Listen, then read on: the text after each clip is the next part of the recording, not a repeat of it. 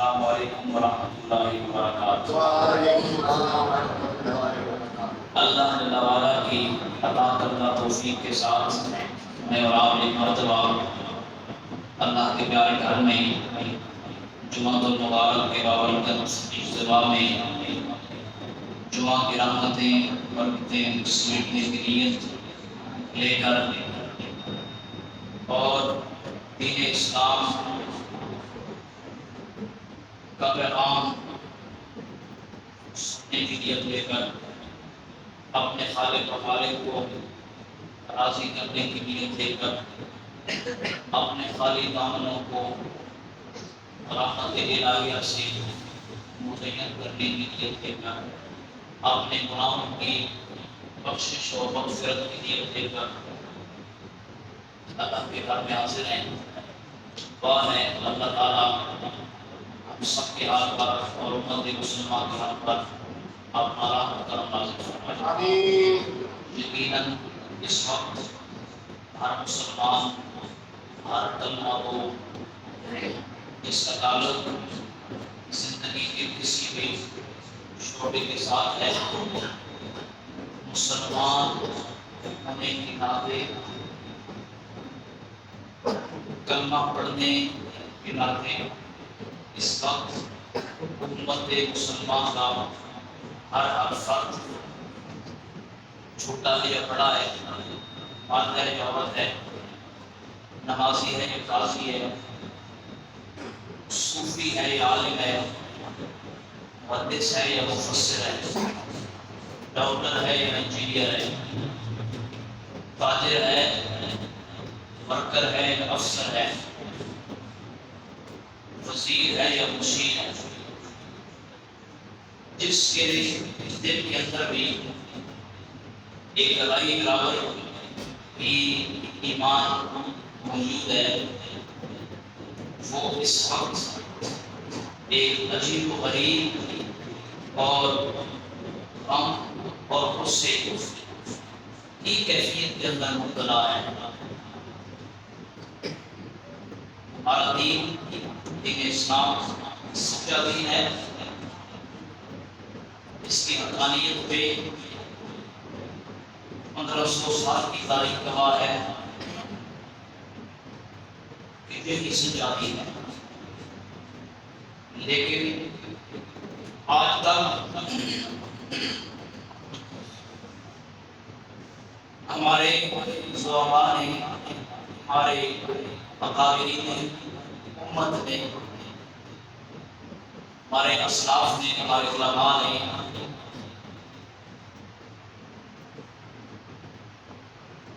آج تک یہ کسی کو پیغام اور یہ ماحول نہیں دیا ہے کہ کسی دوسرے کے مذہب، کسی دوسرے کے دین، کسی دوسرے کی دینی مذہبی کتاب کو کسی بھی حوالہ سے اس کی تحقیق کی جائے، اس کی بہتری کی جائے، بلکہ ہمارا دین وہ پیارا دین ہے کہ جس نے اپنی حقانیت کو بھی واضح کیا ہے اور دوسرے مذاہب کے ساتھ رواداری اور ان کے حقوق کی پاسداری کا بھی بیان کیا ہے۔ لیکن بدقسمتی کہیں یا ہمارے گناہوں کا نتیجہ کہیں کہ ہمارے ایمان کا امتحان کہیں،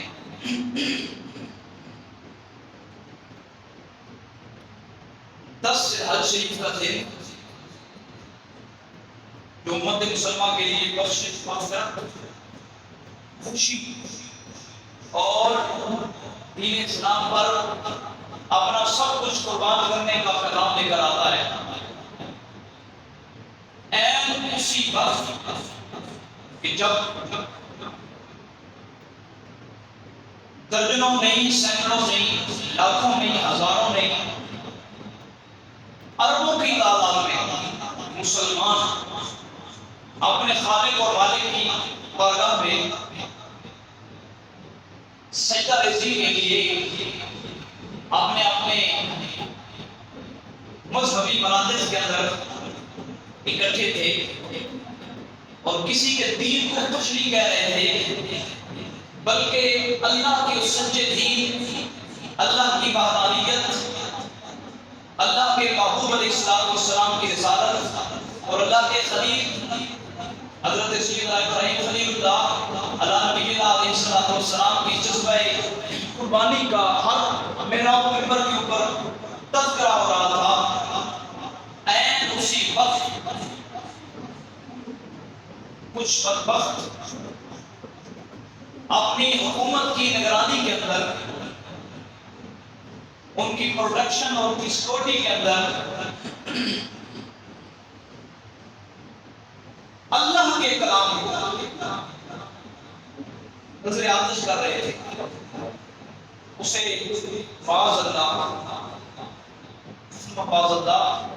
اللہ کے کلام کو، اللہ کی گفتگو کو، اللہ کی باتوں کو، اللہ کے احکامات کو عین اسی وقت آگ لگا رہے تھے۔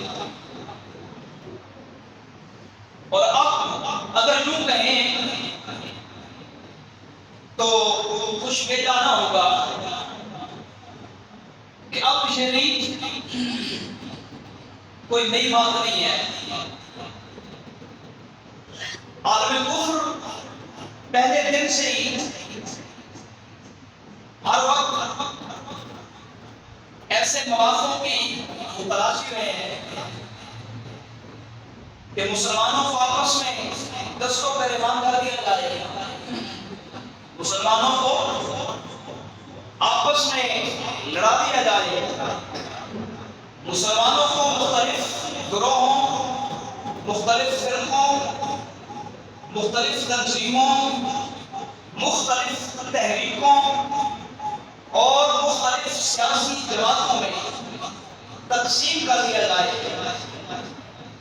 اور مسلمان ہر وقت ہر پلیٹ فارم پر اپنوں کے خلاف زہر اگل رہے گا، اور ان کی نوجوان نسل ان کی یہ نفرت بھری تقاریر سن کر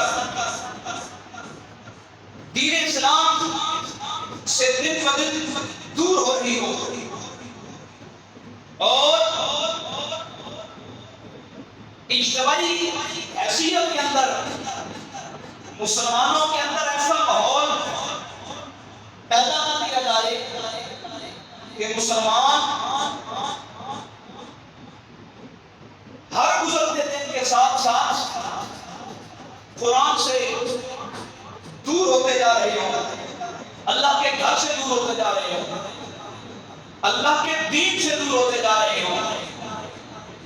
اور یہ 2 دن 4 دن ہفتوں مہینوں کی محنت نہیں ہے، اس کے پیچھے بہت بڑی محنت ہے، بہت بڑا فرق ہے عالم کفر کا، اور بہت بڑی فنڈنگ ہے جو مختلف طریقوں کے اندر مسلمانوں کے اپنے ہاتھوں سے استعمال کر کے مسلمان قوم کو آج اس نہج تک پہنچا دیا گیا ہے، مسلمان قوم کو آج اس حیثیت تک گرا دیا گیا ہے کہ 1.5 ارب یا اس کے کم پیش مسلمان موجود ہونے کے باوجود 57 اسلامی ممالک جو خود مختار ہیں اور جن میں سے ایٹمی طاقت کا حامل اسلامی جمہوریہ پاکستان مسلمانوں کو یہاں تک گرا دیا گیا ہے، ان کی اخلاقیات کو، ان کی معاشیات کو، ان کی تعلیمات کو، ان کے جذبہ ایمانی کو جہاں تک ہیج کر دیا گیا ہے اتنا بڑا واقعہ، اتنا بڑا سانحہ رونما ہو چکا. آج کئی دن گزر چکے، لیکن سوائے مذمتی بیانات کے علاوہ میری معلومات کے مطابق دو ممالک ایسے ہیں جنہوں نے اپنے سفارتی تعلقات سویڈن سے ختم کرنے کا اعلان کیا ہے. ان میں اردن اور ایران، ان کا نام میری معلومات میں ہے. اردن اور ایران نے سویڈن کے ساتھ اپنے سفارتی تعلقات ختم کرنے کا اعلان کیا ہے، اور باقی ممالک جس میں افاقیوں کی بات نہیں کریں، پہلے اپنی بات کریں، اور ہم ایٹمی طاقت کے حامل ہیں. ہمارے بھی صاحبان اختیار نے آج ان کی سطح پر یوم تحفظ قرآن اور یوم احتجاج کا اعلان کیا. لیکن یہاں پہ جلال المجاہدین کی بات کیے بغیر بات مکمل ہی نہیں ہوتی. لیکن جلال المجاہدین فرمایا کرتے تھے کہ احتجاج وہ لوگ کرتے ہیں جن کے پاس اختیار نہیں ہوتا، جن کے پاس اختیار نہیں ہوتا. احتجاج کرے مسجد کا وقت احتجاج کرے، احتجاج کرے کوئی دکان والا احتجاج کرے، احتجاج کرے کوئی عام محلے دار کمزور بندہ احتجاج کرے. تو سمجھ میں آتا ہے کہ اس کی دسترس یہاں تک ہے، اس کی پہنچ جہاں تک ہے، یہ احتجاج نہیں کر سکتا ہے. لیکن جس قوم کی عادت یہ ہو کہ اس قوم کا سب سے بڑا ذمہ دار اور اس سے بھی بڑا ذمہ دار وہ بھی اتنے بڑے واقعے اور اتنے بڑے سانے پر صرف اتنا بیان دے کر اپنی جان چھڑوا رہے ہوں کہ جمعے والے دن جمعے کے بعد پوری قوم احتجاج کرے. ہم تو احتجاج کریں گے، نکلیں گے باہر. کیوں کہ ہم یہی کچھ کر سکتے ہیں، اس سے بڑھ کر ہم کچھ کر سکتے ہیں اور نہ کچھ قوم ہمیں کرنے کی اجازت دیتی ہے. لیکن یہ بات سمجھ سے والا در ہے کہ جن کے پاس سب کچھ ہے، جن کے پاس اختیار بھی ہے، جن کے پاس اقتدار بھی ہے، جن کے پاس پاور بھی ہے، جن کے پاس گھوڑے بھی ہیں، جن کے پاس ویپنیں بھی ہیں، جن کے پاس بندوقیں بھی ہیں، جن کے پاس ٹینک بھی ہیں، جن کے پاس میزائل بھی ہیں، وہ بھی ہمارے ساتھ جہاں بھی وہ بھی کہیں گے اور وہ بھی احتجاج کریں گے. یہ بات سمجھ میں آنے والی نہیں ہے اور سمجھ سے کوسوں غلط کر رہے ہیں. اب جس طرح ہماری عادت ایسی ہے کہ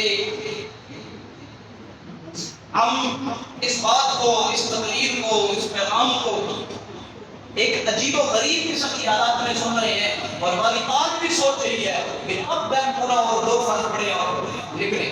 ایسی قوم کی حالت نہ بدلتی ہے اور نہ بدلے گی. ایسی قوموں کا مقدر ذلت اور رسوائی کے سوا کچھ بھی نہیں ہے. کیوں؟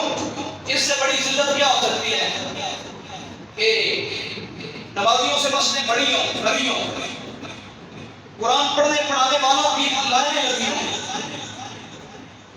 عیدوں جمعوں کی جماعت دھڑا دھڑ ہو رہے ہیں، میلاد معراج چوتھے 40ویں 11ویں سب کچھ اپنی جگہ پہ ہو رہا ہو. اور جس قرآن نے یہ سارے پیغام، نماز کس نے بتائی؟ قرآن نے. زکات کس نے بتائی؟ قرآن نے. دین اسلام ہم تک کیسے پہنچا؟ قرآن سے. اللہ کا کلام کیا ہے؟ اللہ کا کلام ہمارے پاس کیا موجود ہے؟ قرآن پاک. جس قرآن نے پورے کا پورا دین بتایا ہے، اس قرآن کو جلا دیا گیا ہے. نمازی کو نماز نہیں پڑھنی ہے، اس کی کون سی نماز ہوتی ہے؟ جس قرآن نے نماز بتائی ہے،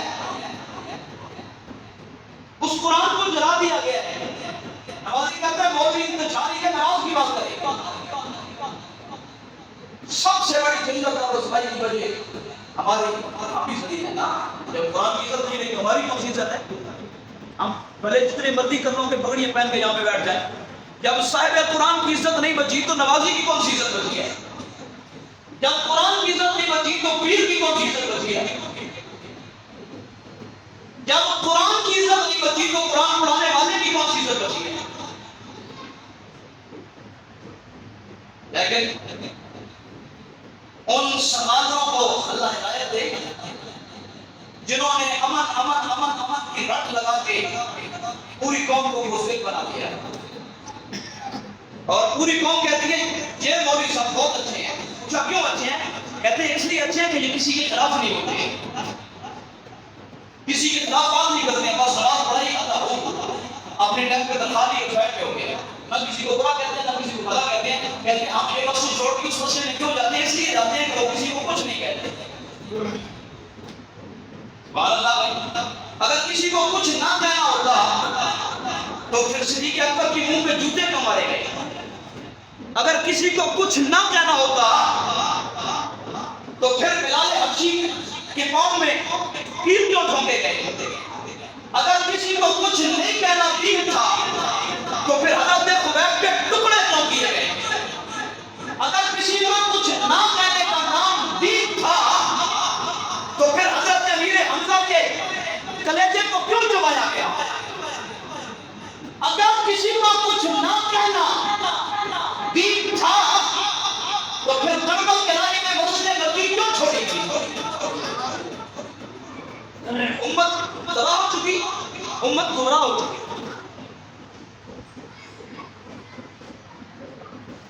اور حالت یہ ہو چکی کہ جو کوئی امت کو سیدھی بات بتائے, حق کا پیغام بلند کرے کسی بھی انداز میں کسی بھی پلیٹ فارم پہ, مسجد ہو چوک ہو چورایا, کہتے ہیں یہ بندہ انتشاری ہے لہذا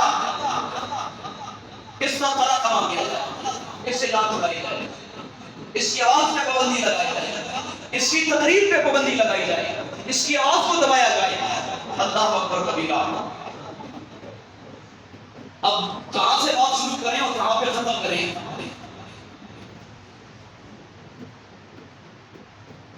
حضرت سیدنا عثمان غنی رضی اللہ تعالیٰ عنہ کا 18 ذی شریف کو یوم شہادت ہے اور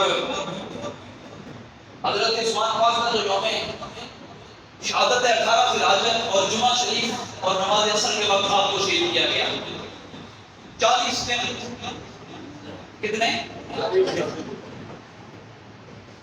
40 دن بھوکے اور پیاسے آپ کو اپنے مکان کے اندر قید کیا گیا, وہاں سے رکھا گیا.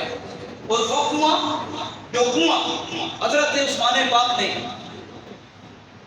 جب مسلمانوں کو پانی کی قلت تھی, انہیں پانی میسر نہیں تھا, تو اعلان ہوا کہ ہے کوئی جو مسلمانوں کے لیے پانی کا اہتمام کرے. حضرت عثمان پاک کھڑے ہوئے اور وہ کنواں خرید کے مسلمانوں کے لیے وقف کر دیا. اسی کنویں کا پانی حضرت عثمان غنی رضی اللہ تعالیٰ عنہ پہ بند کر دیا گیا اور آپ کو کھارا پانی پلانے پہ مجبور کیا گیا. جہاں پر ہم حضرت امام علی مقام امام حسین رضی اللہ تعالیٰ عنہ اور آپ کے رفقا کی قربانیوں کا تذکرہ کرتے ہیں, وہاں پہ ہمیں غریب آقا علیہ الصلوۃ والسلام کے وفادار اور طالبان صحابہ کی قربانیوں کا تذکرہ بھی کھول کھول کے کرنا چاہیے اور امت کو بتانا چاہیے کہ جس طرح ظلم و ستم کا سامنا کرتے ہوئے حضرت سیدنا عثمان غنی رضی اللہ عنہ اس دنیا سے گئے ہیں, ان کی سیرت طیبہ بھی ہمارے لیے ایک نمونہ ہے. آپ پر پانی بند کر دیا گیا اور پھر آپ کو نماز عصر کے وقت جو ہے وہ شہید کر دیا گیا. جو آیت میں نے آپ کے سامنے پڑھی ہے اس کی ترجمہ سننے, اس کی زمین میں تھوڑی سی بات سن لیں اور ختم ہے. اب کیا باتیں کریں, کیا باتیں کرنے کے ہم قابل ہیں, کیا ہم تدبیریں کریں, کیا ہم تدبیریں کرنے کے قابل ہیں. نہ ہم صاحب قرآن کی عزت کا تحفظ کر سکیں, نہ ہم اللہ کے قرآن کی عزت کا تحفظ کر سکیں, اور ہم آج بھی اتنا بڑا واقعہ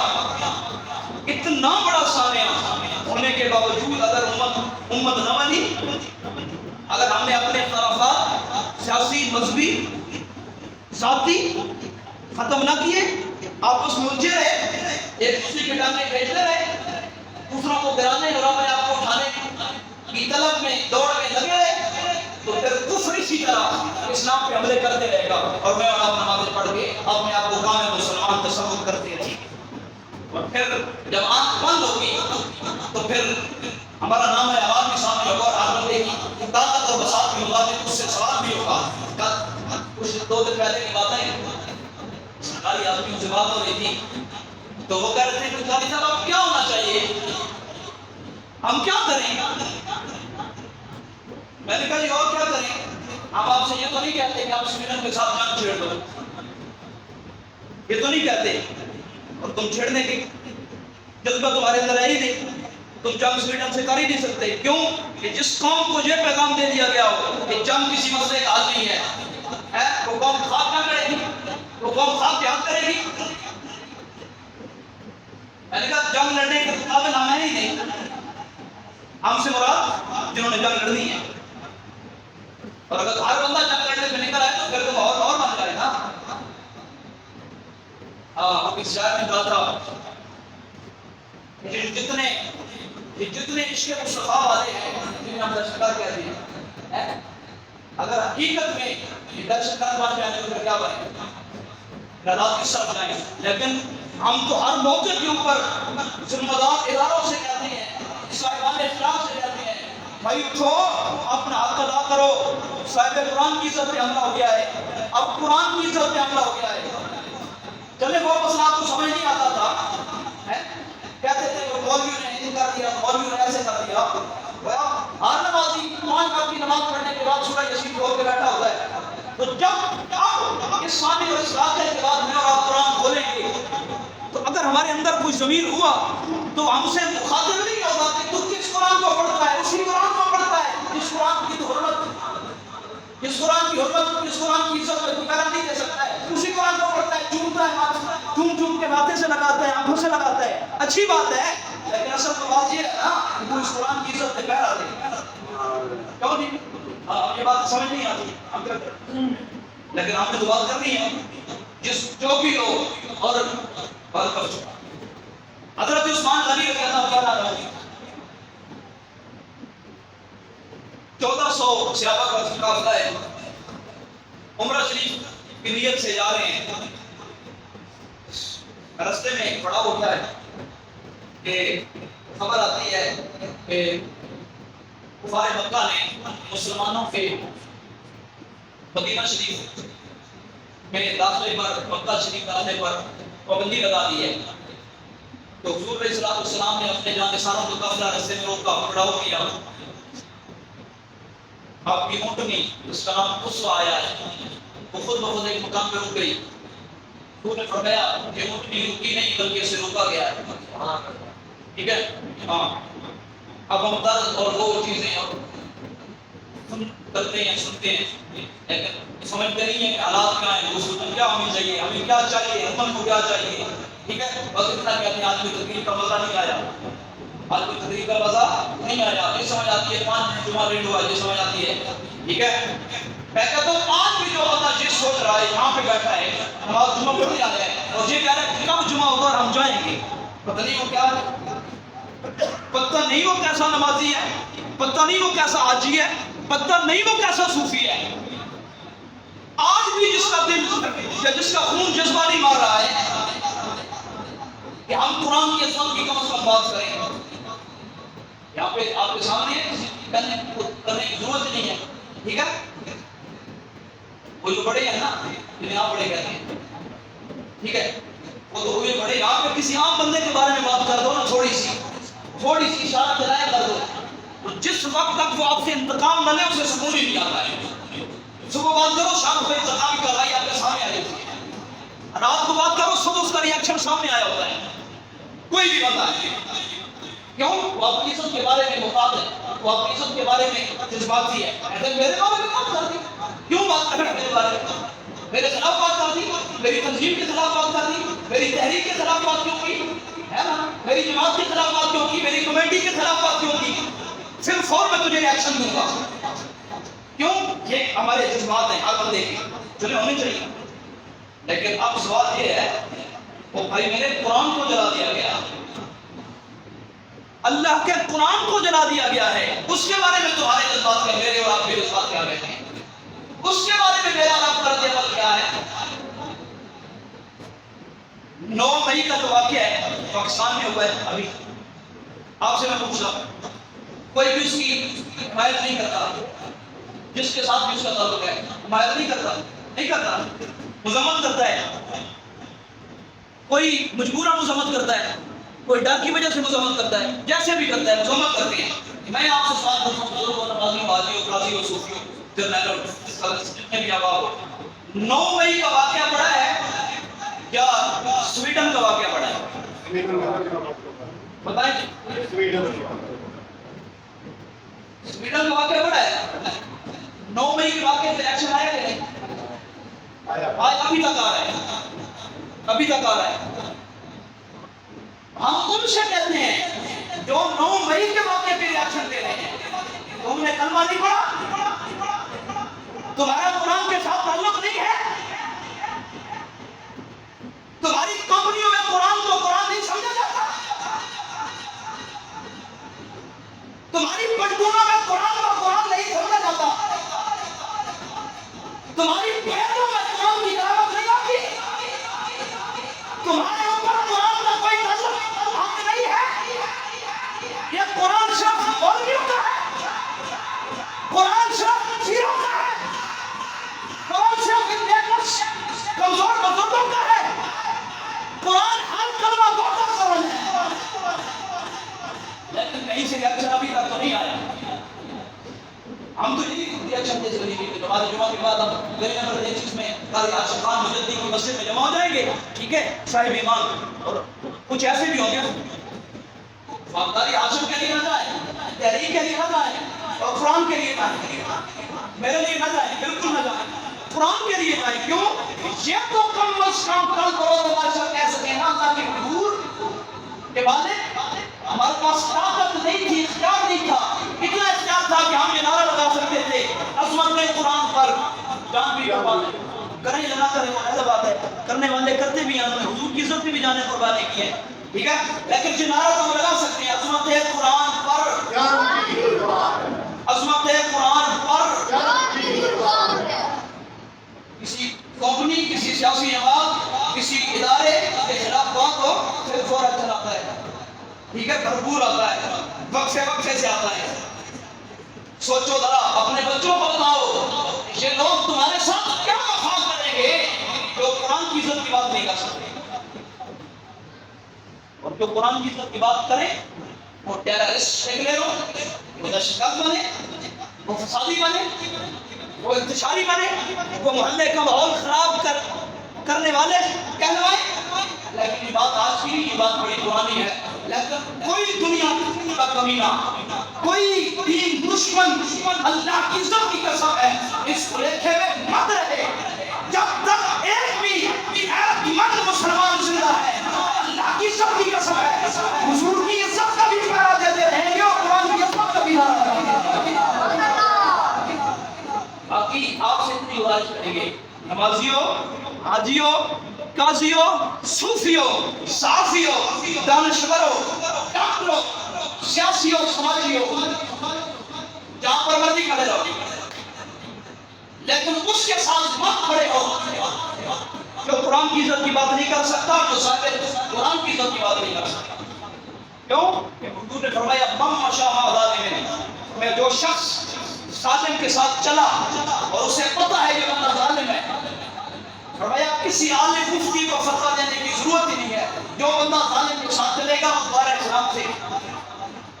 اس سے بڑا کوئی ظالم ہو سکتا ہے جس کے پاس اقتدار کی کرسی ہو؟ اس سے بڑا کوئی ظالم ہو سکتا ہے جس کے پاس جو مسلمانوں کا سپہ سالار ہو, مسلمانوں کا سپہ سالار ہو, اور ایٹمی طاقت کے حامل ملک پاکستان کا سپہ سالار ہو, اور دشمنان قرآن کو اگر بات بھی نہ کر سکے, ان کو جواب بھی نہ دے سکے, اور اب ابھی تک معاملات چل گئے ہیں, ہو سکتا ہے کل پرسوں ہفتے بعد پھر کوئی آ جائے اور کہے بھائی آپ ان سے بات کرو اور ان سے سفارتی تعلقات ختم کرو، اور پھر یہی کہو نماز پڑھ کے نماز پڑھ کے پھر کہ مولوی انتشاری ہے، وہ اب مولوی کیا کرے، اب مولوی کیا جائے، اب مولوی بم باندھے اپنے سینے پہ، یہ اس راستے سے مولوی تمہیں منع کر رہا ہے کہ یہ راستہ اچھا نہیں ہے، آؤ پورے محبت طریقے کے ساتھ دشمنان دین کو جواب دو۔ حضرت عثمان غنی رضی اللہ تعالیٰ کو حضور نے سفیر بنا کر بھیجا کہ جاؤ آپ کفار مکہ کو پیغام دو کہ ہم جنگ کرنے کے لیے نہیں آ رہے ہیں، ہم جنگ کرنے کے لیے نہیں آ رہے ہیں، ہم عمرہ کی نیت سے آ رہے ہیں۔ اچھا جی، حضرت عثمان پاک کو بتایا، حضور کا پیغام دیا، حضور فرماتے ہیں ہم عمرہ کرنے کے لیے آ رہے ہیں، ہمارے پاس کوئی جنگی سامان نہیں ہے، ایک تلوار ہے، ایک تلوار ہے جو اپنی حفاظت کے لیے رکھی ہوئی ہے، تو ہم عمرہ کرنے کے لیے آ رہے ہیں، ہمیں اجازت دی جائے۔ کفار کا بھائی اجازت نہیں دیں گے، بالکل نہیں دیں گے، کسی صورت بھی نہیں دیں گے، اگلے ساتھ سوچا جا سکتا ہے اس دفعہ نہیں دیں گے۔ اللہ اکبر کبیرہ۔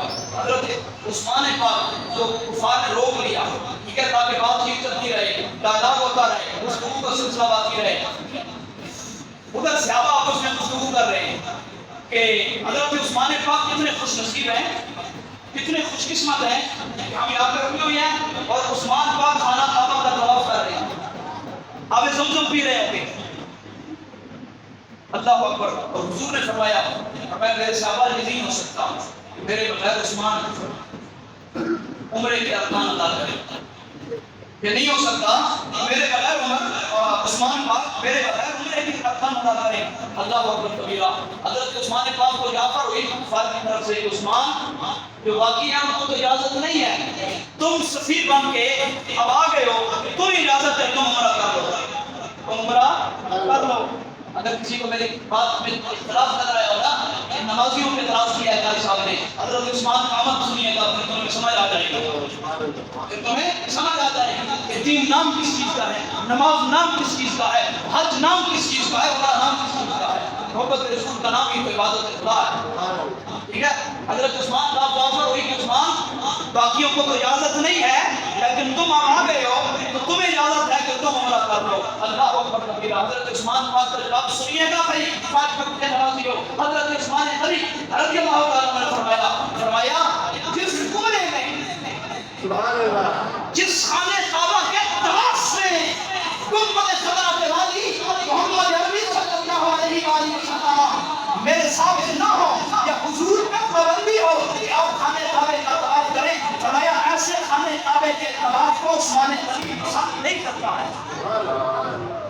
اس لیے آپ کہتے ہیں، ٹھیک ہے، نمازیوں پہ تنقید نہیں کرتے ہیں، لیکن ہم کہتے ہیں نماز پڑھو، قرآن پڑھو، لیکن نماز والے کی عزت کی بھی بات کرو، قرآن پڑھو لیکن قرآن کی عزت کی بھی بات کرو، اور جو قرآن کی عزت کی بات نہیں کرتا اس سے نفرت کرو۔ الحب للہ والبغض للہ، کسی سے محبت کرو تو اللہ اس کے رسول کے لیے، کسی سے نفرت کرو تو اللہ اس کے رسول کے لیے۔ ہماری ان سب کے ساتھ اگر نفرت ہے اس وجہ سے ہے انہوں نے حضور کی گستاخی کو چھوڑا، کفرادی ہو گیا، بولے جی کفرادی ہو گیا، ممتاز قادری کو پھٹے لگایا، کفرادی ہو گیا، سینکڑوں ہزاروں کی تعداد میں علماء کو جیلوں میں ڈالا، فورتھ شیڈول میں ڈالا، کفرادی ہو گیا، شیخ الحدیث علامہ حافظ خواجہ حسین رضوی کو دہشت گرد بنایا، کفرادی ہو گیا، اور دیگر تنظیموں تحریکوں عبد الشہید کو دہشت گرد بنایا، کفرادی ہو گیا، نہیں ہوا۔ اللہ کی عزت کی قسم ہے تم جو مرضی کر لو کفر کبھی تم سے راضی نہیں ہوگا۔ کیوں؟ میری بات نہیں، اللہ کے قرآن کی بات ہے۔ کفار کبھی بھی تمہارے دوست نہیں ہو سکتے ہیں، اور تم کہتے ہو ہم کفار سے مل کر اپنی معیشت سنبھالیں گے۔ پہلے ایک سنبھال کے چلا گیا ہے فرانس کے ساتھ مل کے، اب تم سنبھالو۔ ہاں پہلے اس نے کہا تھا نا ہم نے فرانس کے ساتھ تعلقات منقطع کر دیے، تمہاری معیشت یورپی یونین سے وابستہ ہے، اس کا بیڑا غرق ہو جائے گا، ٹھیک ہو گئی ہے۔ اب تم سویڈن کے ساتھ مل کر جو ناپاک عمل کرنا چاہتے ہو وہ تم بھی کرو۔ اللہ کی عزت کی قسم ہے جو بھی قرآن کی عزت کے لیے نہیں بولے گا، جو بھی صاحب قرآن کی عزت کے لیے نہیں بولے گا یا کردار ادا نہیں کرے گا، اسی دنیا میں ذلیل ہوگا، اسی دنیا میں ذلیل ہوگا۔ باقی رہی بات میری اور آپ کی، اہل محلہ کی، نمازیوں کی، مسجد کمیٹیوں کی، عام مسلمانوں کی، ہم یہی کر سکتے ہیں ہم صدائے احتجاج بند کر سکتے ہیں. آج بعد نماز جمعہ ہر جگہ احتجاج ہوگا. ہمارے علاقے کا جو احتجاج ہے اس کا آغاز جامع مسجد گل محمد گلی نمبر 33 پیپلز کالونی سے ہوگا. یہ کہنے کی تو نظر بات نہیں ہے کسی کو اس میں دعوت ہے کہ چلے ہماری ڈیوٹی ہے تم اعلان کر دیتے ہیں. بعد نماز جمعہ ہر مسلمان کسی تحریک کا ہے, کسی فرقے کا ہے, کسی پارٹی کا ہے, کسی علاقے کا ہے, کسی محلے کا ہے, کسی قوم کا ہے, کسی قبیلے کا ہے, قرآن سب کا ایک ہے. تو سبحان اللہ, قرآن سب کا ایک ہے. قرآن پہ سب کا ایمان ہے. قرآن کے ایک ایک حرف سے کوئی اختلاف نہیں کرتا ہے, نہیں کرتا ہے, نہیں کرتا ہے. لیکن اگر اختلاف نہیں کرتے ہو پھر قرآن کی عزت کے لیے آؤ.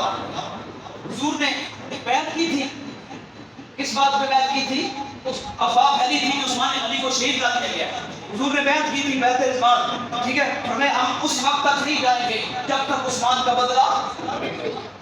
یہ امن و امان والے اسکالر ہیں نا, انہوں نے امن امن امن. اب سنیے, حضور بیعت لے رہے ہیں اپنے غلاموں سے. کس بات پہ بیعت لے رہے ہیں؟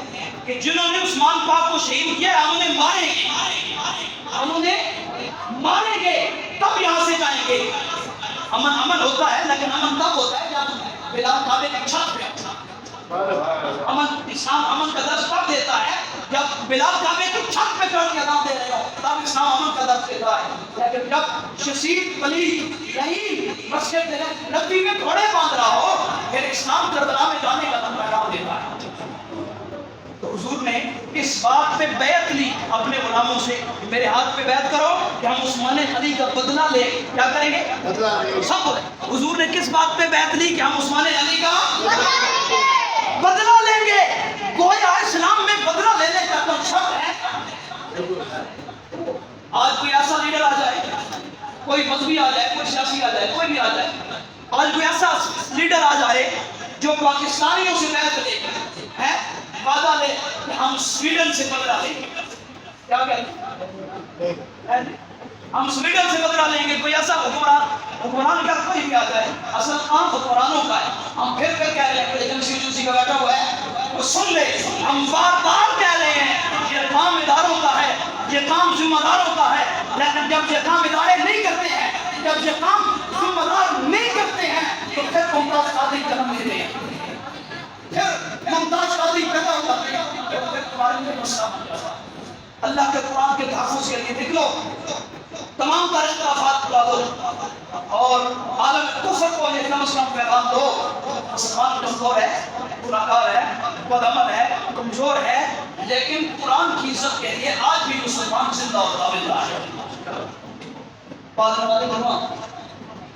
احتجاج کے لیے آواز بلند کرنے کے لیے نکلیں گے, کوشش کریں گے, قرآن کے تحفظ کے لیے 5-7 منٹ نکالیں گے, آدھا گھنٹہ 15-20 منٹ نکالیں گے. دکان بند کر دینا اور بات تھوڑی دیر کے لیے ٹھپ کر دینا. ہر معلوم سے یہ نہیں کہ یہ کوئی بہت بڑی بات ہے کہ ہم یہ قرآن کا بدلہ لے لیں گے, نہیں, یہ تو کچھ بھی نہیں ہے. لیکن اگر ہم یہ بھی نہیں کر سکتے ہیں, اگر ہم یہ بھی نہیں کر سکتے ہیں پھر مجھ سے نہ پوچھئے, پھر اپنے آپ سے پوچھئے ہم کہاں کھڑے ہیں. نعرہ تکبیر, اور ہم اس چھوٹی سی مسجد, چھوٹے سے محلے کے نمازی امام ہونے کے باعث صاحبان اختیار سے مطالبہ کرتے ہیں کہ سویڈن کے ساتھ سفارتی تعلقات ختم کیے جائیں. ہماری بات سنی ہے, ٹھیک ہے, میں ہاتھ اٹھا کے کہتا ہوں اس بندے کا دل گواہی دے کہ جنہوں نے قرآن جلایا ہے ان کے ساتھ ہمارے تعلقات سماجی, معاشی, کاروباری کوئی بھی نہیں بنتے. وہ بندہ ہاتھ اٹھا کے جواب دے. ہمارے سفارت خانے جو سویڈن کا ہے وہ ملک پاکستان میں بند کیا جائے.